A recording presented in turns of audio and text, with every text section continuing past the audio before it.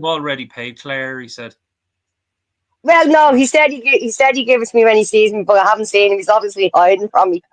Whenever you're ready there, girls. Yeah, whenever you're ready. Sorry, sorry. Hold on. Just in time, Brett Igoe. Ah, there he is. There he is. Ladies and gentlemen, you are more than welcome to this week's edition of Mauls, Balls and All. It is Thursday. It is 8:30. Joining me... Sorry, did someone just fall over there? What happened there? Who's kicking something? Brett, is that no. you? All right, okay. No. Okay. Joining me this evening are familiar faces to everyone in the Irish Rugby Banter group. We have Matt Boland. We are welcoming back Claire Devlin, who has been absent for a few weeks. We have Dara Weston. We have Peter Martin. And returning to the show, a man who has been on with us before.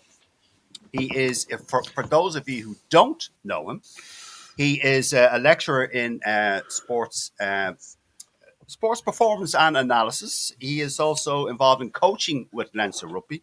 He's also a researcher, and he also writes quite frequently for the Currency News. And folks, if you haven't read any of his articles, I would highly recommend them. They are well written and well researched. Ladies and gentlemen, Brett Igoe is returning to us. Brett, how are you? Thanks, Peter. How are you? Good. I'm all right, yeah. I'm all right. Not too bad. Everyone else, are we all well in ourselves? Are we all good? Yeah. All good. Amazing. Brilliant. All great. Okay. As is customary, Brett, we always ask our guest the first topic. And that is about the Heineken Cup format as it currently stands, which came in for an awful lot of, an awful lot of criticism by various journalists, not just English ones. Jerry Thornley had a go at it on Off the Ball. And Bernard Jackman had a go at it on the 42 or RTE or one of those other podcasts. I can't quite remember.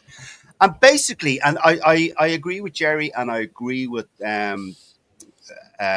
Bernard, what they said about this, that it's lost its sparkle and it doesn't really get going, Brett, until April.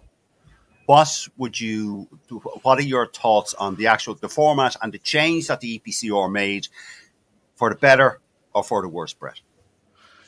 Yeah, I really dislike it. The current format. I just think that we had something really golden all those years ago. I loved the pool stages. I loved the home and away fixtures. I loved that double header in particular. And look, I'm only saying what anyone who loves rugby has said already. We don't particularly like this. I find this tournament this year pretty embarrassing. Like, we're having results like Toulouse put 80 on Leicester, Leinster put 62 on Quins, like Toulon Saracens. Yeah, 74. Like, we're naming three really top quality clubs who just seem to have zero interest in this. Now, we all know Montpellier sent over an Academy Espoirs team to the RDS, whatever it was, 6 or 7 years ago. The French have been doing this quite frequently. We in Ireland can't criticise either because Ulster did the same this season as well. And for an Irish team to do it, French teams have continually do it, and for big English teams to do it, that they're just showing that this tournament isn't actually top of their agenda anymore. For whatever reason, like Mark McCall was very clear, he was very much a Premiership and getting to the top four was his priority. He wasn't going over to play Toulon. That's really sad because Saracens are a good club and Mark is obviously an exceptional coach. And it's, how are you going to spark it back into life? Like, anyone who was in La Rochelle at the weekend saw what a great tournament it is. It was absolutely brilliant. The supporters they had, that was a real cup match. It was a real cup match. And I think that's how I remember the Heineken Cup, or the old Heineken Cup. But is it a question, Brett, that the English and the French clubs are wielding too much power at this stage, and are Are they looking to change it to suit themselves, or as you alluded to there, have to just no bloody interest in it? Yeah, I think if you track the teams that have interest, are the historical. We're now going into this kind of super club mode of Heineken rugby, of European rugby, where you have the clubs with a deep history of the competition. Most of them, would you believe, are aligned with current head coaches who won it as a competition as players. So whether it be Leo, whether it be Raj, whether it be Hugo Moya in Toulouse, like they all won this competition as players. So they have this real passion with it. La Rochelle never really had a history in this competition. Absolutely. Raj comes in, he gets them going. They've won it twice now, and they have a real love for this competition. And you could see it at the weekend.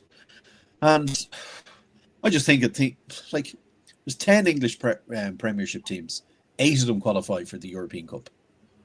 Like you're just kind of going, are we settling on mediocrity here? Where's the other 2 teams go? Will they go into the Challenge Cup? Like, do you really have 8 quality teams to play in Europe?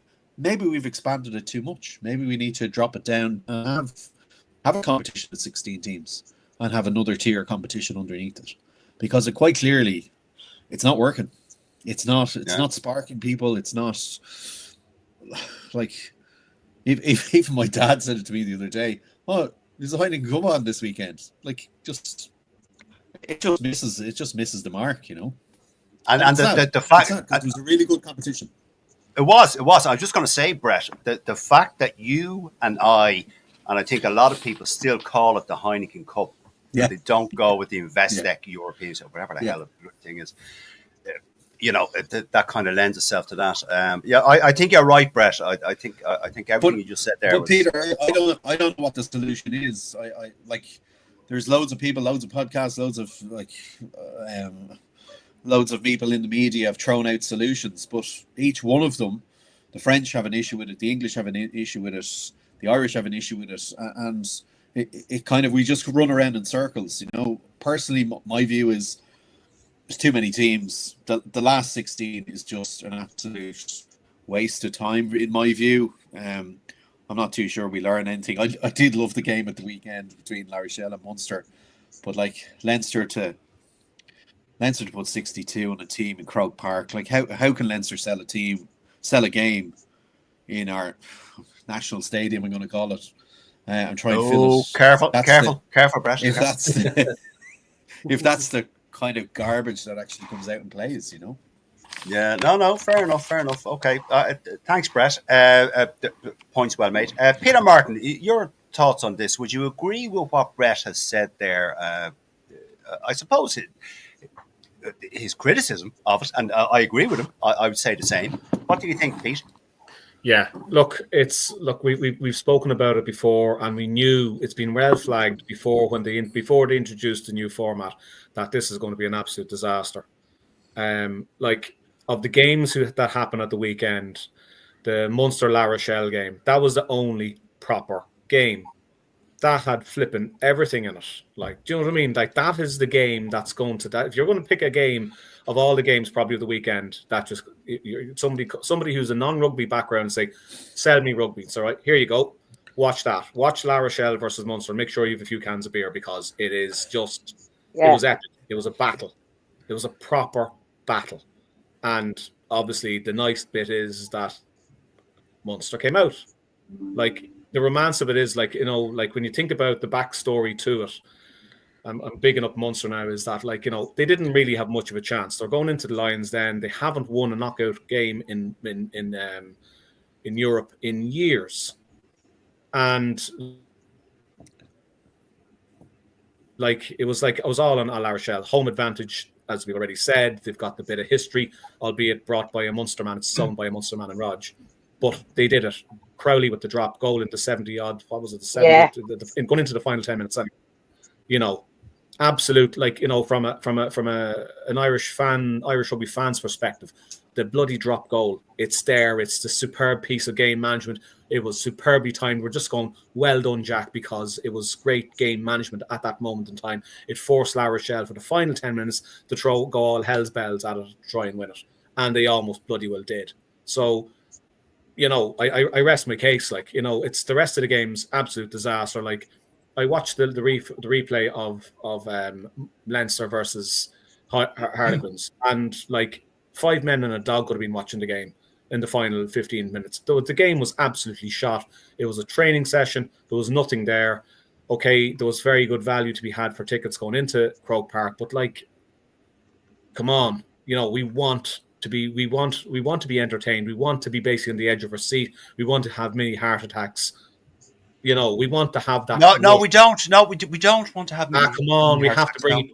We need proper, you know, crowd involvement from a Leinster perspective, Peter. We do. No, I age about 5 years every time there's a Oh, you do anyway. You do anyway. You get what I drift. That's the point. I made the point. Okay, so would you agree with Brett that there's too many teams in the tournament? Oh, 100%. It's lowering the allure, the value in the competition, the competition in the competition. You're not dealing with the creme de la creme anymore. All right. Okay. Dara Weston, your thoughts on all this, on what Brett and Peter have just said there about the current format and the changes that the EPCR have made to it. They bollocksed it up, rightly. That said, I mean, literally, you have to work really hard in the Premiership not to qualify for Europe. 8 out of 10 of them get in. You know, like, I mean, the only criteria is basically you have to be solvent at the end of the season, and you're probably going to qualify for Europe the next year. And that's tricky enough, Dara, in the Premiership. Well, yeah, I know. You know, the French, they get 8 from the top 14 as well. Realistically, are there 8 French teams?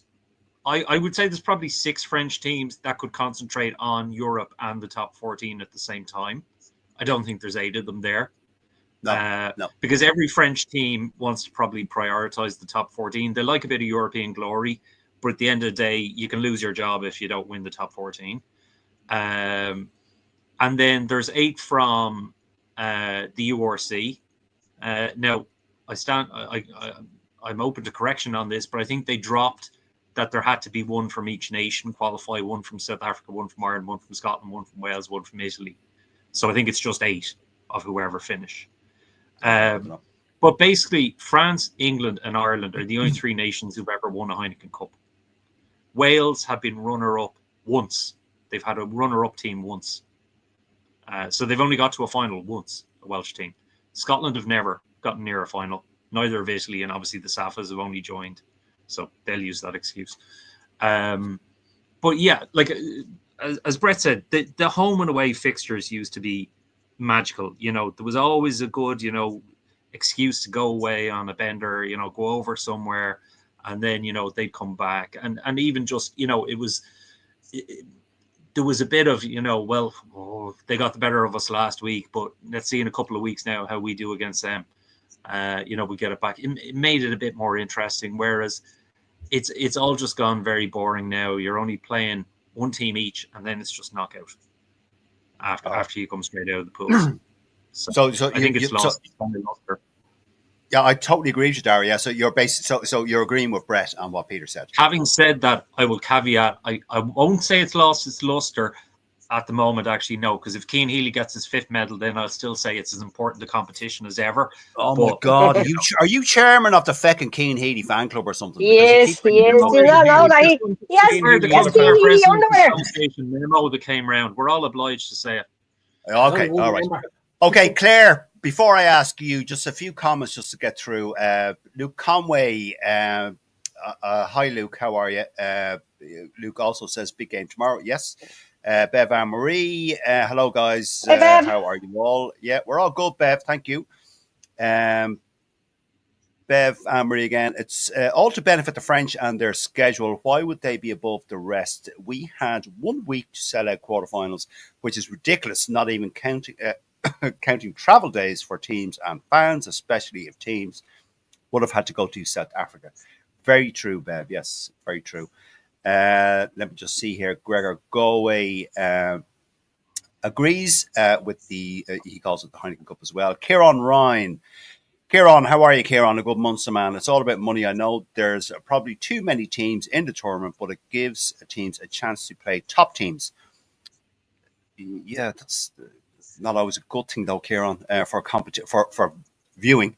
My problem is teams making knockout stage and playing their second team, the French and the English, Kieran, and they must look at playing 2 weekends in a row for travelling supporters. Yes, good point, Kieran. Yes.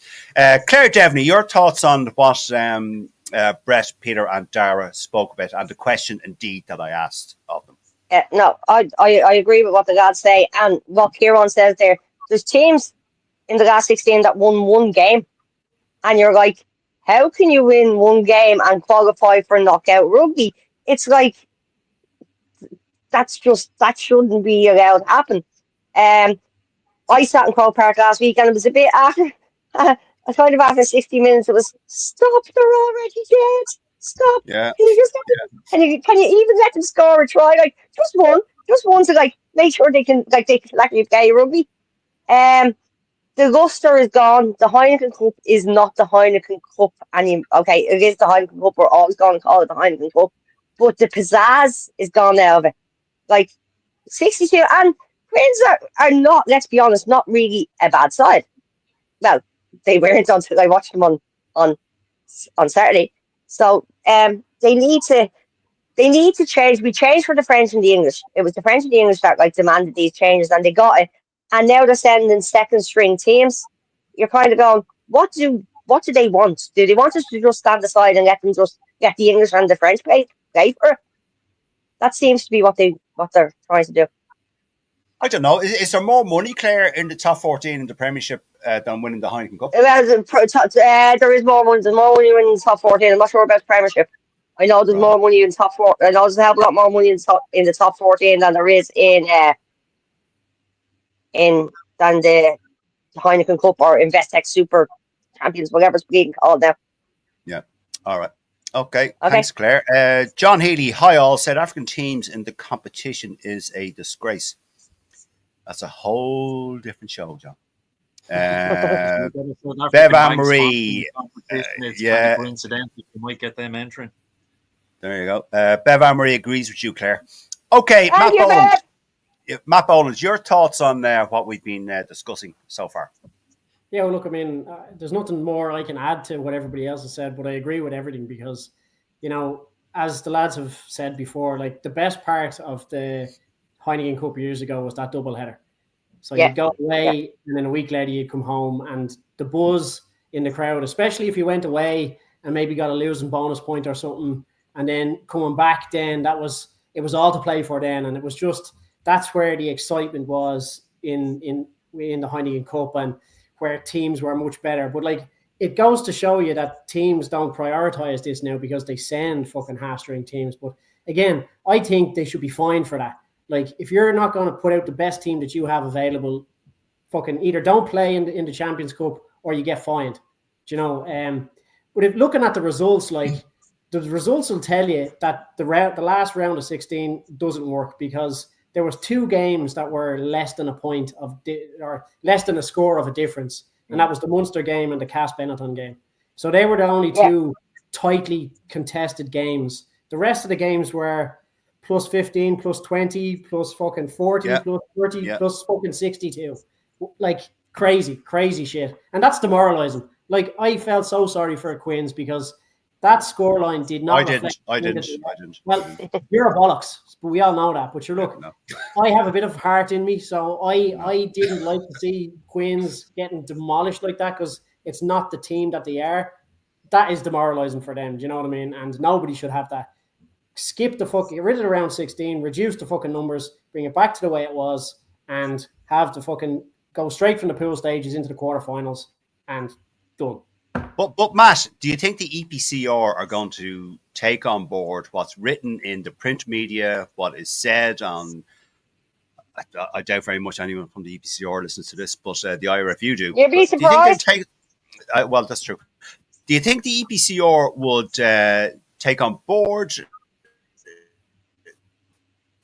the points that we're kind of echoing points that have been made in the print, or is it just all about money? I'd like to think that if they had some sort of credibility, that they'd listen to the fans, because the fans are the ones that are giving out, and that gets put in the media. So if they want to make something of it or be credible as an organization, they should listen to the fans, because really the fans are what pay for everything. Do you know what I mean? Like, with no fans, no fans in stadiums, that's where they're getting their money. Now, granted, they get like royalties from advertising and all that sort of crack, right? I understand that, that's fine. But again, the fans are the soul of any sport, because if there's no fans going to any sport, there's no sport, there's no point. Do you know what I mean? They're the bread and butter, Matt. The bread and butter. Absolutely. Really. And they should be listened to. Whether or not they will be, I don't know, because realistically, like, the EPC are a company and a business. They want to make as much money as possible. And if they make more money this way, that's the way they're going to do it. End of story.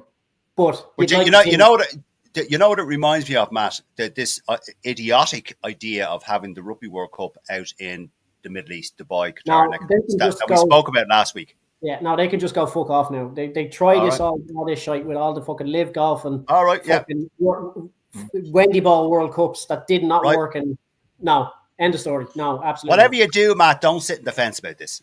You know me now. I never fucking sit in the fence. Well, that's true. Okay. Neil McKeown. The EPCR is owned by the unions. It's owned by the IRFU, the RFU, the SRU, the WRU, the Italians, and the French. So there you go. They want to make as much money as possible. Where the money is. The money has to ultimately go back to the union somehow. They're the shareholders. You would think. Okay, so we know that the IRFU watch this, so maybe they might listen to what we're saying. Yeah, but they're one good shareholder. Well, yes, okay. Neil McKeown, we were talking about money there. He says, I don't know how true this is, but Neil is knowledgeable. 113 million a year, top 14 TV rights. Okay, fair enough. All right, hold on. Gregor Igoe, I see, has commented. Gregor, pity the French and England teams won't let us have that re-teams back to the olden days. Well, look, we don't know. Okay, Brett, moving on.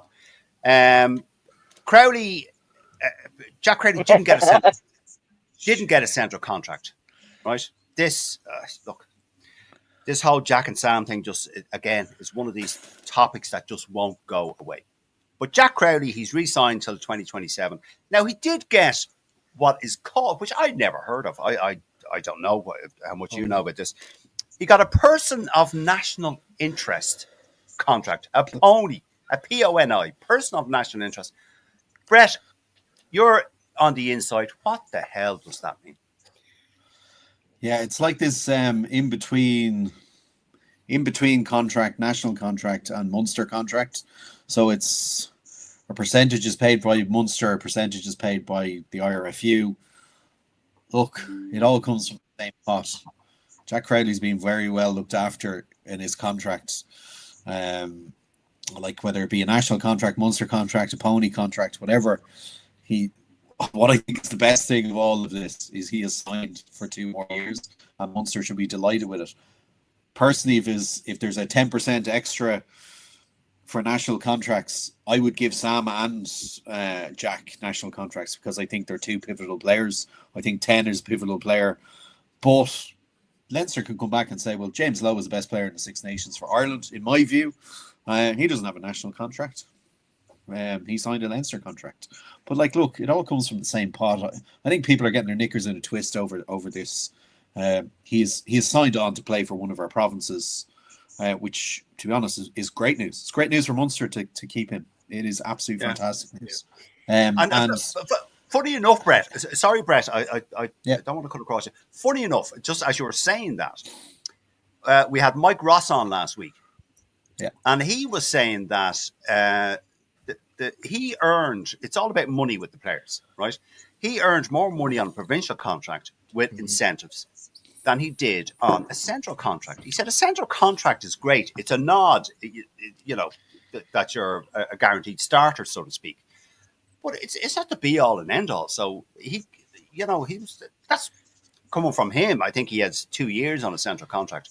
But that's Mike Ross. That's an ex-player, central contract player. He said he earned more money on a provincial contract, and it's all about money for the players. So I'm agreeing with you, Brett. Yeah, like Why their bonuses and their appearance money for the national team will be far greater on a provincial contract than it would on a like so that's so layered. so why then is the perception in the media online that the central contract is so important to players? Where's Look, that coming from? I think part of this is the great secrecy of the IRFU. They don't reveal too much of their methods to the public, and it ends up it just grows legs all the time. Look, there's, as I said, like people are getting their knickers in a twist. Like they all come from the same pot. It's still Irish rugby money. It's divided out to 4 provinces. Yes, we do know that they have the ability to gain more money, and like if Leinster weren't selling out Croke Park last year or 58,000, whatever they got this year, there's no way Slimani or G. Snyman or Jordy Barrett are there. But like, let's go back 3 years. Munster had 2 South African World Cup winners on their payroll, which were 2. They weren't national contracted players; they had to pay for them themselves. And obviously, it's public knowledge that they got outside backing for that. Like a few benefactors came in for those 2 players. Like these things happen. This is how professional sport runs. This is how we run this in Ireland. There's no real major issue with it. The major issue would have been if Jack Crowley had left. That's the major issue. Oh, Jesus Christ! There'd be riots. But he hasn't. He hasn't. So, look, hats off to him. I just hope he continues to improve. I think he's a fantastic player. Whatever happened in the November internationals, he slipped out of the pecking order in the national management's head, and I'm sure Jack knows the reasons behind it, because one thing Andy Farrell is, he's a straight talker. He will tell him exactly where he is. He'll tell him exactly why he's behind Sam Prendergast, and it's up now to Jack to prove the doubters wrong. Taking a field goal or taking a drop goal in the Heineken Cup last 16 game when the pressure's on, that's a pretty ballsy thing to do. Like did you just say field goal? Where the hell did that come from? Drop goal, sorry. Did I say field goal? Oh my God. Especially who he's on it in front of. I know where it's coming from, Brett, because you were thinking about Jack's Leinster offer and O'Gara's made up Miami Dolphins offer. So you were thinking about it. That's right. I was trying to merge both together. That's it. Because they're both rational. Brett, before we move off, I'm going to put you on the spot, right? Jack Crowley or Sam Prendergast? Oh. Go on. Well, I've coached one of them, so I'm going to go with the one I've coached. So I'm going to go with Sam. Ooh. Easy. Right. That's what the other one. With. But look. There's something that no one really wants to talk about. Jack Crowley controls the game really well up to a point. All right, go on. But there is brain farts within his game that he's I would say of course there's a brain fart. Hold on. I think he's 20. I think he's 24 or 25, isn't he? He's 24. So there's brain farts within this game. So if you go back into the La Rochelle game and watch it again, I watched it again on Monday, and I just wanted to see how he went. And he was absolutely brilliant. He had a really, really good game. But there's moments in the game where crossfield kick out in the full twice. His kicking game isn't as top notch for an international, and they're the sort of conversations Andy Farrell is saying to him. There is a moment he got the ball off a line out that he just kicked the ball down the pitch, and the other 14 Munster players are all looking, going, "What the hell is going on here?" Yeah. He never moved the fullback. The fullback just caught it. Dylan Lades never moved. He just went, "Thanks very much," and toe-bogged the ball back down the pitch. So there's parts of his game, and that they're the parts of the game that I think the national management team have looked at and said, they're the ones you have to clean up. Yes, it can go the opposite side of it and say, Sam, you need to improve your defense. Now, I firmly believe that. I think Jack is a far better defender than Sam is. I don't agree with hiding 10s in your defensive system, and I think Ireland have done it, but Niarber hasn't done it. Like, Sam fronted up at the weekend and he was able to make his he made most of his tackles. So it's not that he can't. Like, Sam's a big dude. He's 6'4".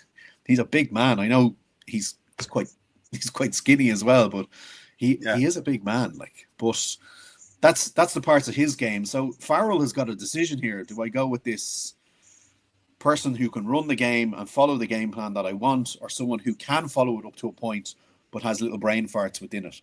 But as Claire rightly said, yeah, he's 20 odd. These are the parts of things that hopefully he'll get out of his game. We're so lucky. I'm looking across the water. They don't have 10s like this. They don't. Like we saw Marcus Smith play at the weekend. He's England's second choice 10. Was first choice 10. He was brutal. He was even on the pitch at one stage. It was dreadful. So when we get these two, and in fairness, Peter, you'll know, or we'll all know, we need track history of Irish rugby. We've always had 2 top quality 10s. Yeah. And then we have two more now, and it's going to be, we're going to have these conversations. And by the way, Jack will overtake Sam, and Sam will overtake Jack, and that's the way it's going to be. Look, as long as they're winning games, that's all I care. That's all I care about. Okay, Brett, my final one is line selection out of those two. Will both or one travel? I think Farrell looked really stupid by taking Jack Crowley, and I mean that in the best possible way. He's put his eggs in the basket of Sam Prendergast at this moment in time. So if it is going to be an Irish 10, I think it's going to be him.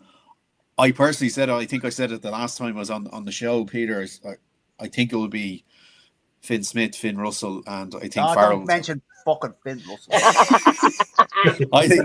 I think that's who will go. That's just my feeling. So we could have Sam running around Georgia and Portugal and Jack. Oh, well, I don't know, Brett. I know why you're saying that. But look, if Leinster win a Heineken Cup and Sam steers them to a Heineken Cup, it'd be really, really difficult not to pick him. Really, yes, difficult. Very true, Brett. Okay, Peter Martin, your thoughts on all this? What we were just discussing. Oh, Sam versus Jack. Well, there's all that, and the player of national interest, the pony. James Lowe's on a pony. Is he? Yeah, I'd heard that before, that he's on a pony. Everybody had asked the question, why isn't he on a central contract? And they said it's because of his age, and basically they're not going to give him a contract now.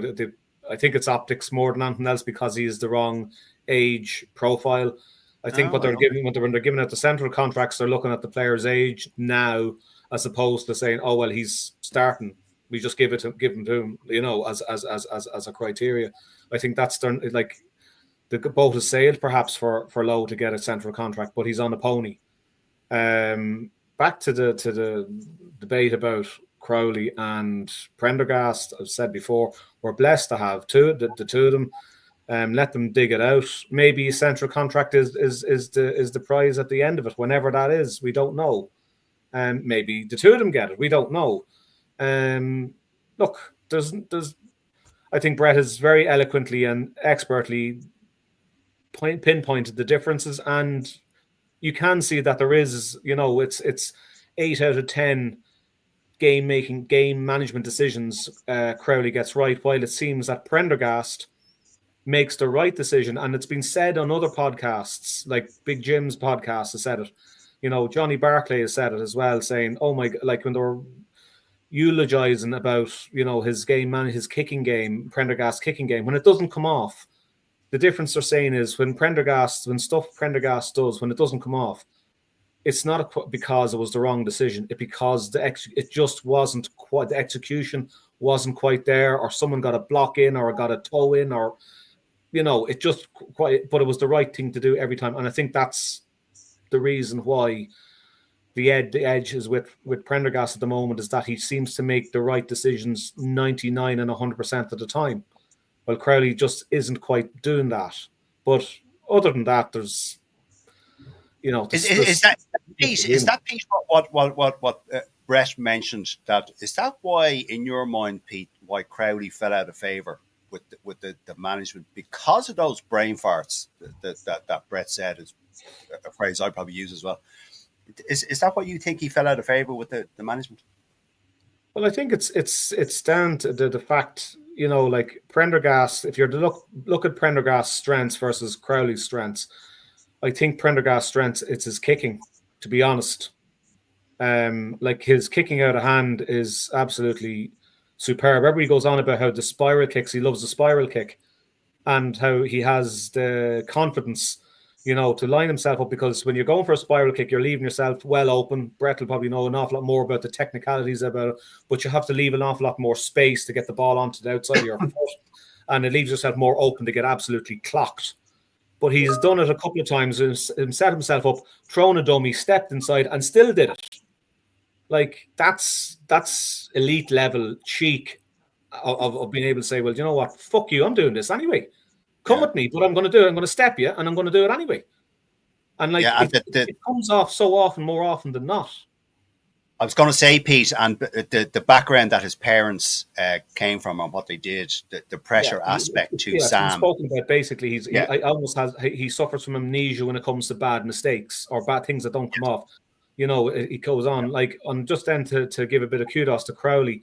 Crowley is just so brave and putting a man through the gap. Now, not to say that Prendergast doesn't do it, but I'm just kind of, I suppose, the volume is up more on, I suppose, Crowley's running game than perhaps Prendergast's. Yeah, maybe. Just my piece on it.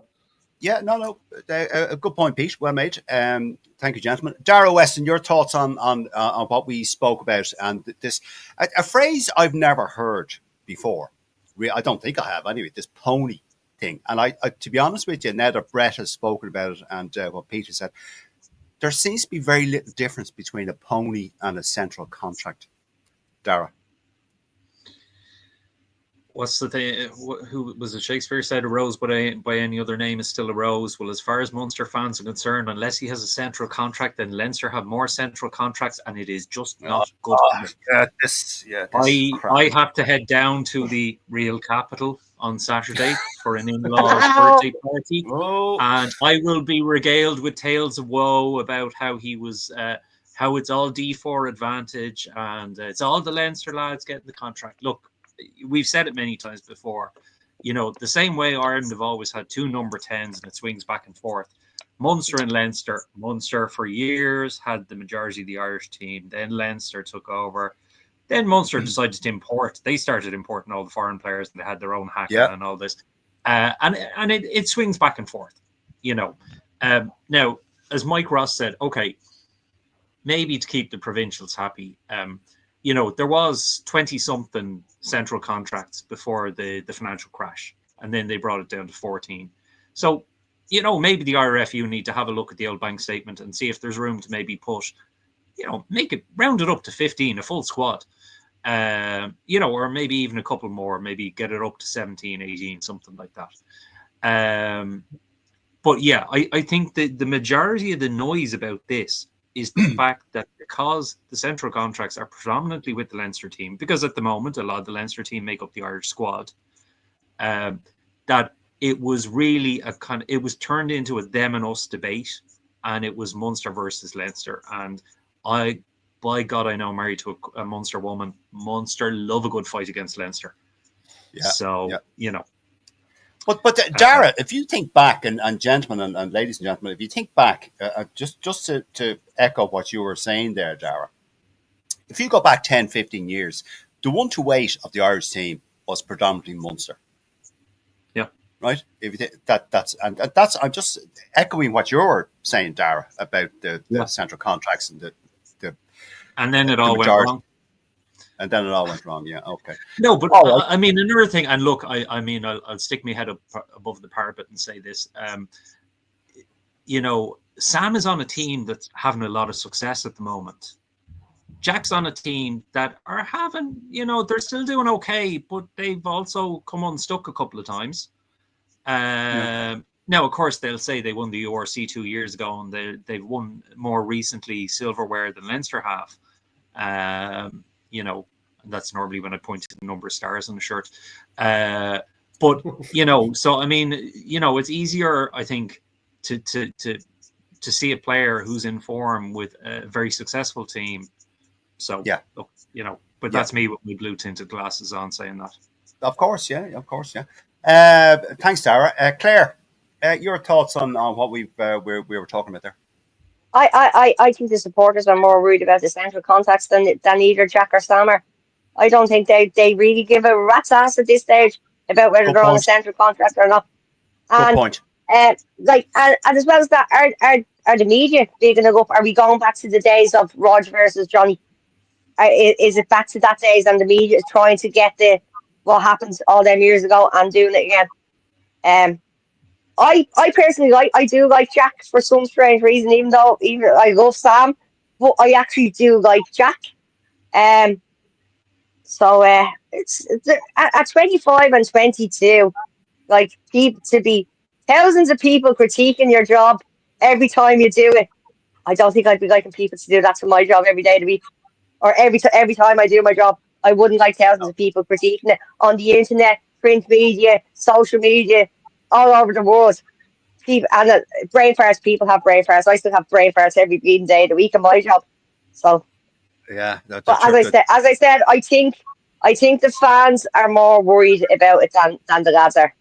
So Yeah, I would. I think yeah. you're bang on, Claire. I think you're bang on. Yeah. And as Brett said, at least we have two good tents. At least we're not standing here going, "Oh God, we've no one who where's it going to come from." We have two decent tents, and that should hopefully be around for a fair couple of years.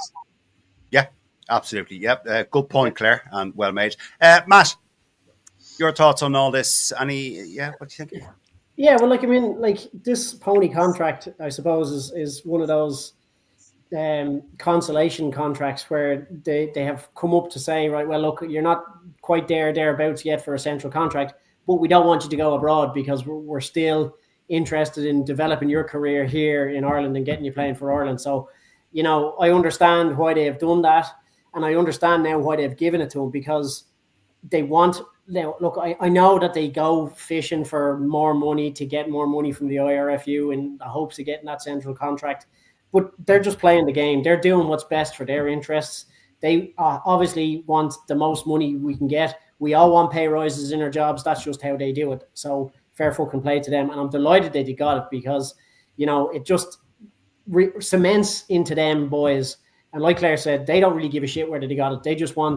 They want the best deal for them, and that's what they feel at that time, that they've gotten the best deal. So they've played the game right, and fair fuck to the two of them. But you got to remember, right, we're going to have these guys for the next 10 years, and competition breeds better, like players that want to get better. So, like, if you're in a position and nobody's breathing down your fucking neck, and that number is on your back, and you've got that number day in, day out, game in, game out, you get complacent, and then you know, it's not there anymore, and your mind might be off doing other things or whatever. When somebody's breathing down your neck for your jersey, you don't want to fucking let it go, but he wants to get it. So, like, this is only going to be better for the two boys, and they'll get better, but they'll get better in competition with each other. And like they said, you're going to have Jack being favoured some months, you'll have Sam being favoured other months, and that's just the way it's going to go. They're only going to get fucking better, and it's 2 years away from a World Cup. That's exactly what we need, because, you know, we've talked about this so many times, Jack and Sam, and, you know, and player fucking people at home and behind their keyboards giving out fucking, they don't really understand what's going on. We do, like, we understand, and, you know, we want to keep them, and that's the way they did it. I'm fucking happy out, you know, I really am, because having them here on Irish soil is only better for Munster, Leinster, and Ireland. Okay. The only way you can make a diamond is with pressure. Exactly. Yeah. All right. Okay. All right. Let me just see here. Just comments coming in here, folks, as we're talking about that. Mike Sheedy, we need both Jack and Sam for Ireland Six Nations 2026. Also, the Rugby World Cup is coming up. Yes. Live stream. That's Joe Shep. Hi, Joe. I think Sam has a better football brain and tactical situational awareness than Jack. He's not scared. He's not scared to me. He just doesn't seem to need to get involved. He waits and watches for opportunities. Yeah, that's a good point, Joe. Yeah. Bev Anne Marie, I think when it comes to out halves, you never know what could happen this time next season. We could be talking about a new 10 who has surpassed both Sam and Jack. Likely, Bev, but I know the point you're making. They are still both young and things can change. Okay, one last one here from live stream solutions. Go, Shep. We need both. It'll figure itself out who plays which game and when. It's a media hype. We are lucky to have them both. That point, we are lucky to have them both seems to reverberate throughout any conversation we've had. Because anybody that has common sense will understand fucking having both of them. It makes fucking sense for us. Yeah, there's a comment aimed at you. Go out the Matt. course. Fuck off. Johan, cut out the cursing. All right, okay. I'll put €2 in the spare jar. Fuck's sake. We will, Johan, have you ever watched this show before? You have, because you should be well used to it. Should be well used to us. Okay, and one last one. We're being relatively quiet tonight with the coursing. We are actually because we don't have Reedy on. We have a guest on the behaviours. We have a guest on. We have to behave ourselves. Kieran Ryan, Jack got dropped for the Six Nations. Jack seems to have come back to Munster with a point to prove and will get better. Yes. Okay. Nice one. Brett, quick question for you. I just want to ask you when you have any thoughts on this. Where are Ulster going wrong? How long is this transitional period going to last? What do you think, Brett? Yeah, I think obviously they went through this new coaching group. Richie got it. He's brought in people that he's worked with in the past. I know he's got Mark Sexton on the way as well, so that's another one into it for next season. I think Richie was really unlucky with injuries at the start, and I think, look, coaching's really tough. It's really, really tough. He's got to try and embed the way he wants to play the game into a group of players. It takes time. There's no overnight success. How long though, Brett? In your experience, how long does it take that to happen? It takes about 18 months. Right. Okay. How long is Richie in the job? Is Richie in the job 12 months? He's more than that. 13? Did he not take over? Did he not take over in February of last year? I thought he was there nearly 2 years, Brett. Maybe I'm wrong. Obviously, I am. Yeah, I don't think so. Is he not? All right. Okay. I think in fairness to Richie, I think you need to... He's beginning to get players back through injury. Like the likes of Hume is back. He's got a good backline now there. You think that's going to go somewhere. That's something of promise. Look, it's a tricky job. It is a really tricky job. Like, you go back to national contracts, they don't have any. Lads, he's only there a year. He signed a 2-year contract. Yeah, he's only there a year. May last year. Okay. Yeah. My mistake. I thought he was there longer. My mistake. Sorry, Brett. Go on. Yeah. So look, he's got players that are kind of struggling in that environment. He's got like the likes of Stockdale. Like, I haven't seen Jacob Stockdale play as well than he did at the weekend in what 3 years. I'm going to say. Like, Richie's got that performance out of him, so there's obviously some sort of positives within it. He's embedding a new 10, which happens to be Jack.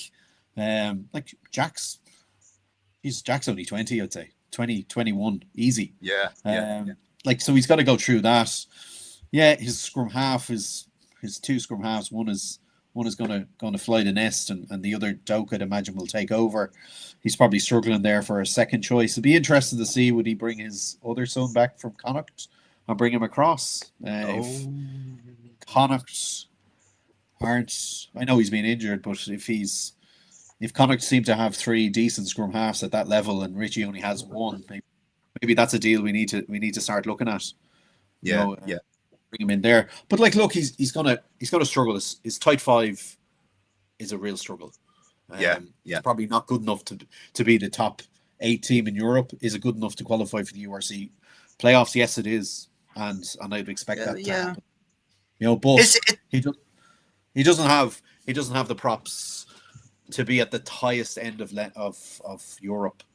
Like, they're going to struggle with that. But look, we all want overnight success. We all think by putting in a quality coach that we'll all get it. No, it takes time. Their defense has been a big issue, big issue. And they need to sort it out. And in fairness, I did some research for someone recently, and if you look at the 3 provinces, their defense in the last this year alone in the URC has not been good.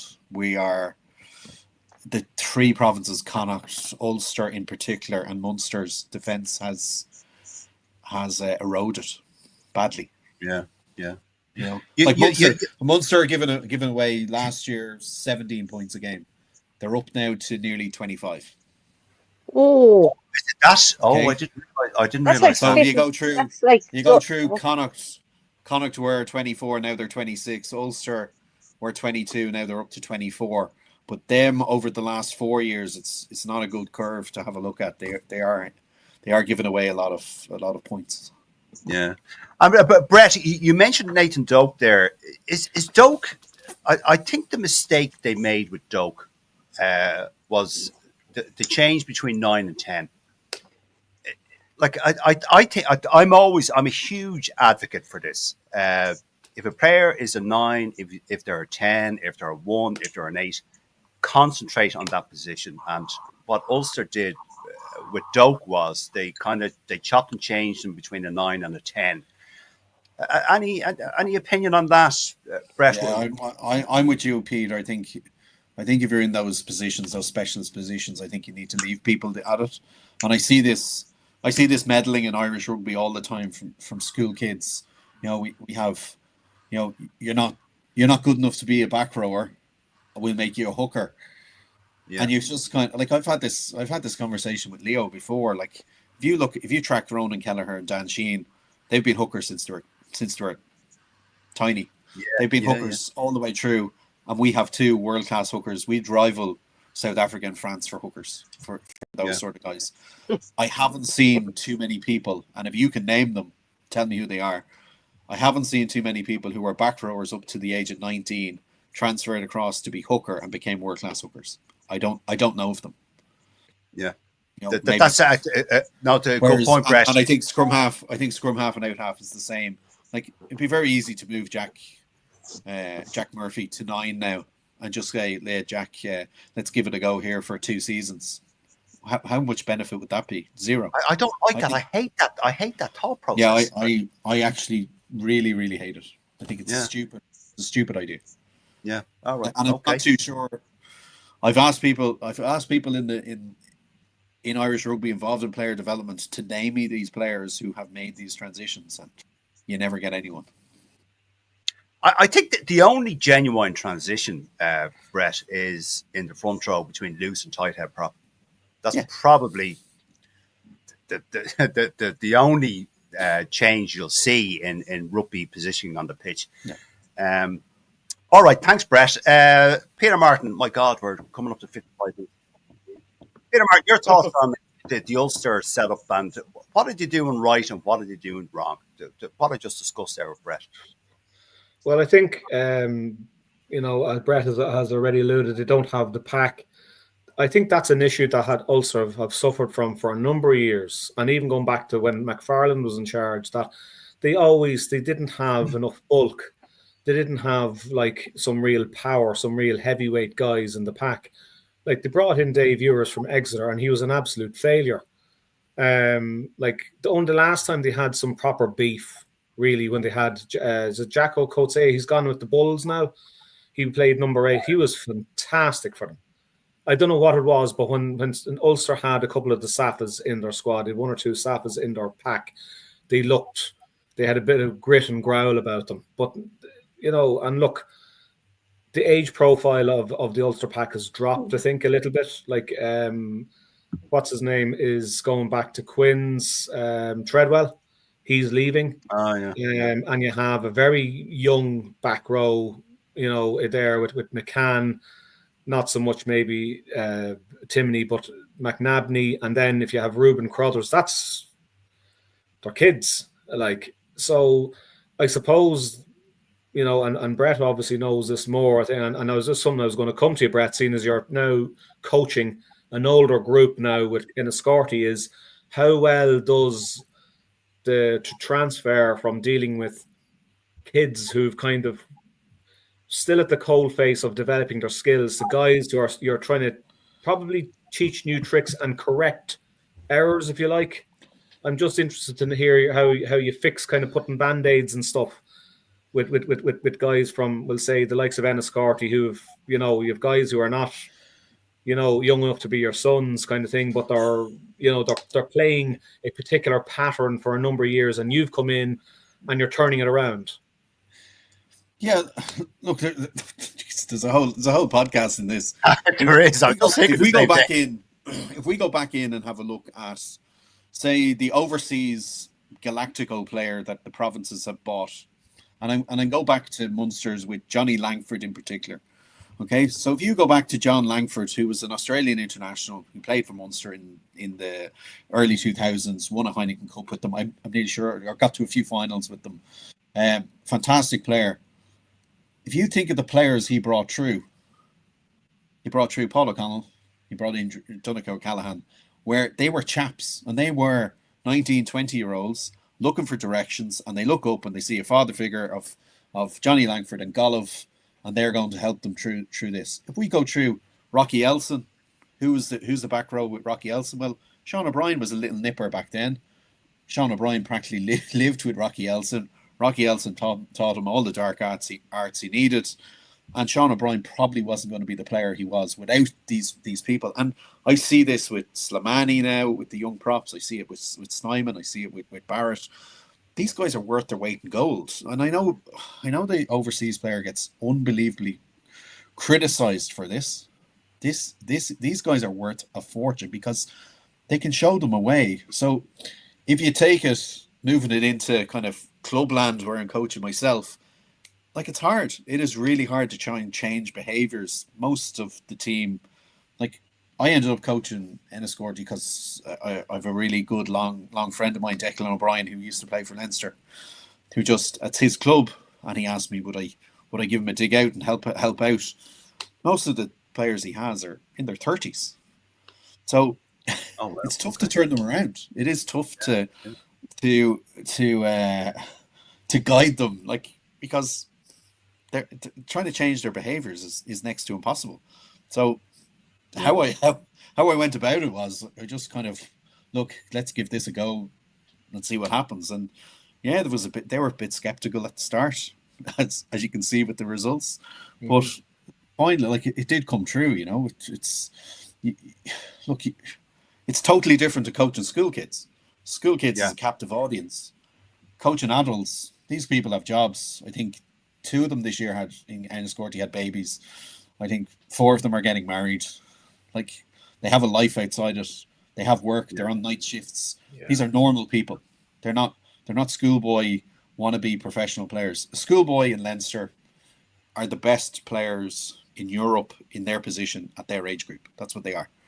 And you got to give them the best. Enniscorthy is lads who play rugby as part of their life, but it's not their 9 to 5. It's not their job. And if you don't understand that, and you don't respect that, and you don't respect where they come from, you're dead. You're absolutely dead. And to be honest, I totally get. I get the reason why they play. I get the reasons why they want to represent their club, and I'm only there to facilitate and help. That's basically my job. It's a total different job than coaching Leinster under 18s. Totally different. Yeah. Do you know, Brett? I met out while you were talking about coaching. Do you know Stephen Hennessy from St. Mary's? I do. Yeah. Yeah. All right. Good man. Yeah. I know Stephen. I was at his wedding. Okay. Briefly, Dara Weston. That was just random. I know. That was very random. It was just like, do you know these things? That was the second sentence to this. I actually think I was in France with your man from St. Mary's. I think he was on the World Cup tour with us. Him and his wife. You went to World Cup, Claire. Steve Hennessy, Didn't hear that. No, I wasn't. You didn't tell anyone you were at that, Claire. Okay, briefly, lads, because we are approaching the hour mark. Dara Weston, briefly, Ulster, where they're going wrong, solutions, fixes. What do you think? Look, I mean, give him a chance. Look at the absolute mess he took over. I mean, the players' confidence had been practically destroyed by being lambasted by their previous coach, being thrown under the bus. I mean, you couldn't get a more disheartened, dismotivated bunch of lads, I think, if you went out and tried to find them.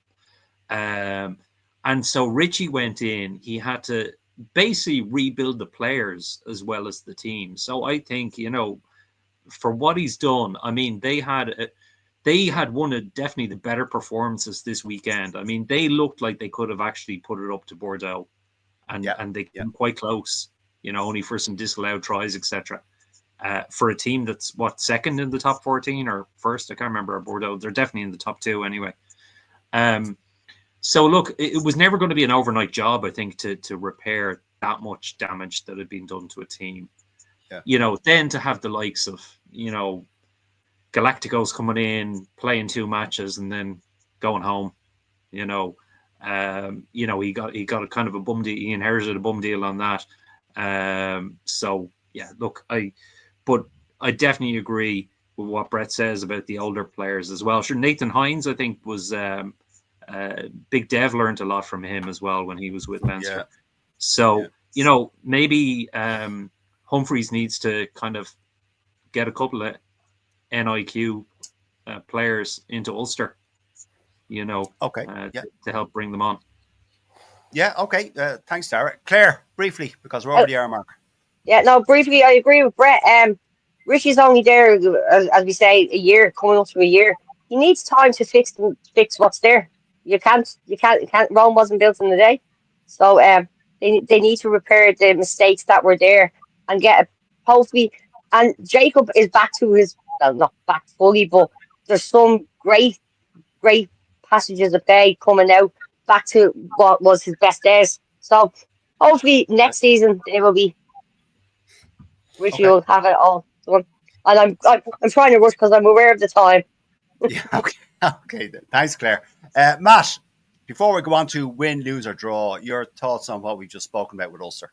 Yeah, well, look, I mean, their confidence was so low after the last coach, so I think Richie Murphy's doing quite well to rebuild the confidence in the guys, because you can clearly see it, taking Jacob Stockdale as a prime example. Like, he's definitely got his confidence back. He's playing better. He's actually defending a bit better, and he was kind of a liability in defence. So he's getting things out of players that were there originally. So look, he's given another year, another season anyway, and God knows what he can do. So I think he's on the right track, and the team is on the right track. So he said that they certainly played well. That they pulled up to Bordeaux. 100%. Yeah, absolutely right. Okay, we're over the hour mark, so we're going to end the show on this. Matt, I'll go around this way, so Brett has the last word. Win, lose, or draw, Matt. Who's winning? Who's losing? Who's drawing? In the order that they are happening, we have Leinster entertaining Glasgow. In the Aviva. Yeah, it is Aviva, yeah. Look, that's going to be a tough game. Glasgow are a good side, but I would go with Leinster purely because home advantage, and home advantage is a big thing. They'll have massive confidence after annihilating Harlequins at the weekend. I know Glasgow did a good job in their game in respective. They beat Leicester nearly by double points or something. It was about 20 or points in it anyway. So look, Glasgow are a good side, reigning URC champions. It's not going to be an easy game. I would still fancy Leinster to kind of win it 10-12. And Franco Smith is a smart, cute coach. Cute hero, yeah. Okay, Matt, Bordeaux entertaining Munster. Given the fact that Munster did so well in La Rochelle, they're going to have massive confidence going into this Bordeaux game. I don't think Bordeaux played particularly well against Ulster and might have been lucky with a few of the decisions.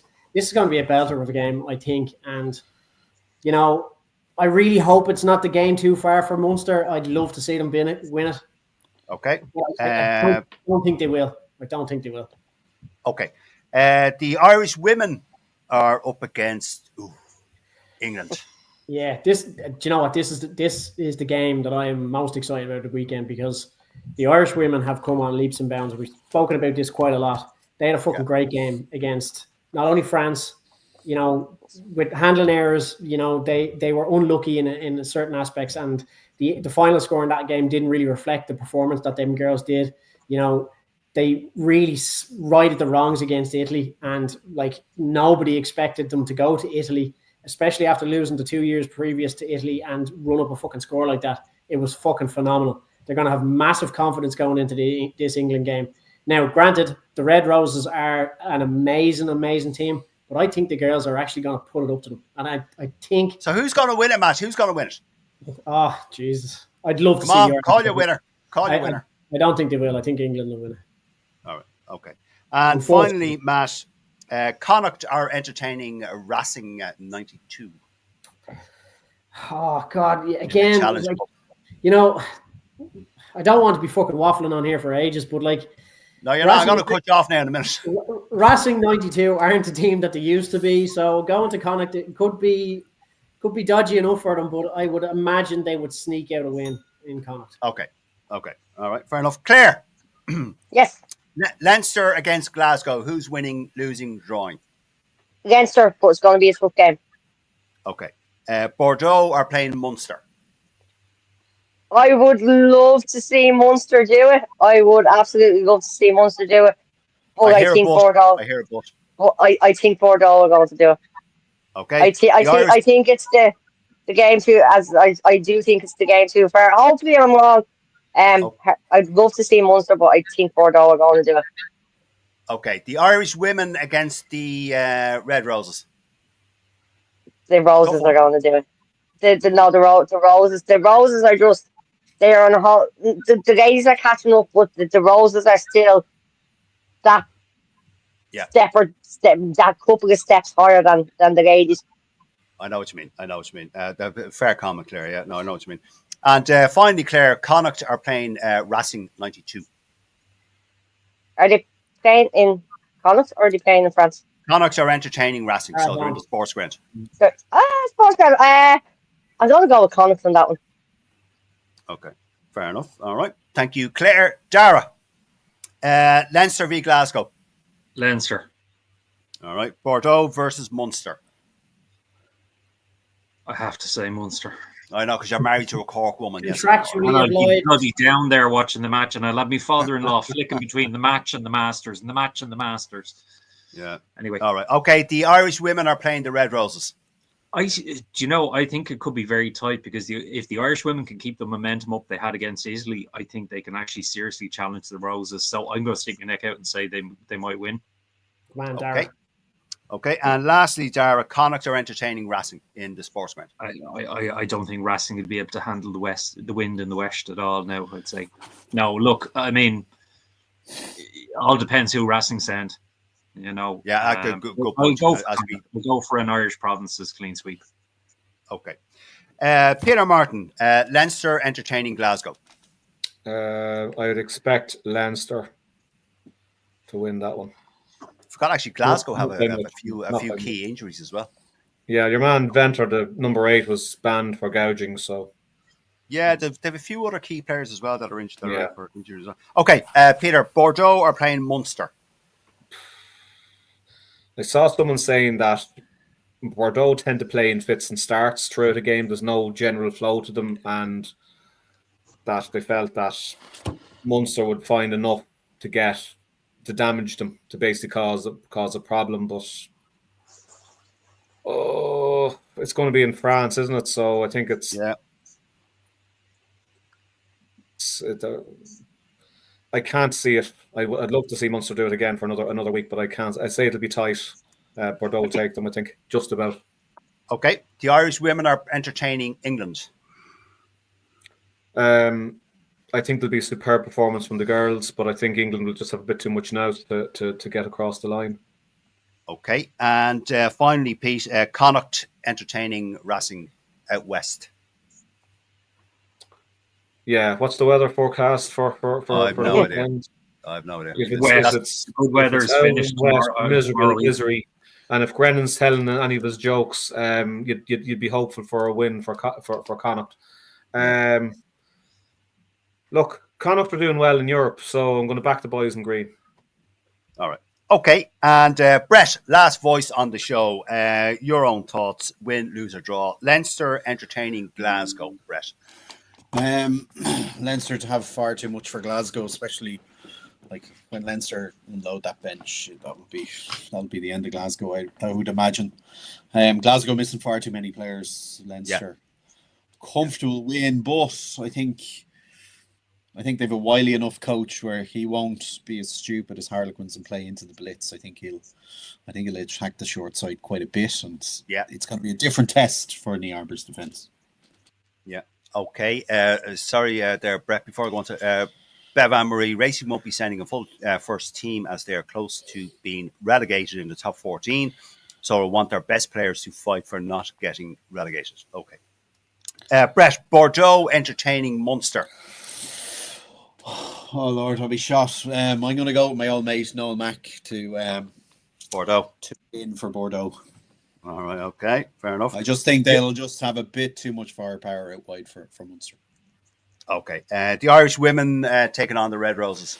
Oh, I think this is going to be tighter than probably know. all thought. But yeah, I don't think we've closed the gap on England. I think we are closing it at a huge rate, but I think England will come through. I just think they might just have that be that bit more physical than we currently are. All right. Okay, that's a fair comment. And finally, Brett, and we'll close the show on this. Connacht are entertaining Racing. I'd already heard that Racing are sending over their second team. So Connacht an easy win. Connacht, that's what I think. Connacht an easy win, Brett. Yeah. Oh, okay. I just think they're going to send out. If Racing are going to send over a bunch of kids, Galway's not the place. Not the place. Well, that's very true. That's very true. Yes. Okay. All right, folks, ladies and gentlemen, that is all we have time for. Per usual, we have gone over time. My thanks are. What's new exactly? My thanks is to the backroom staff and people who run the group. Are Matt Boland, Claire Devaney, Dara Weston, Peter Martin, and of course our special guest. He is no stranger to the show, and it is always great to have him on. And also, folks, read his articles on the Currency newsletter on website. Brett, is it? That's right. It's just a website. It's a website, yeah. Okay, it's a website. Folks, yeah. It's a political magazine. Website. I know, but your articles. I've read your articles, and I've commented on LinkedIn. Cool, yeah. How good they are. So, Brett, Igoe, our thanks for your generosity with your time for joining us this evening. Thanks, guys. Thanks for having me on. We will speak with you again. Folks, enjoy the rest of your evening. Thank you. Thanks, Good night. guys. Thanks. Take care.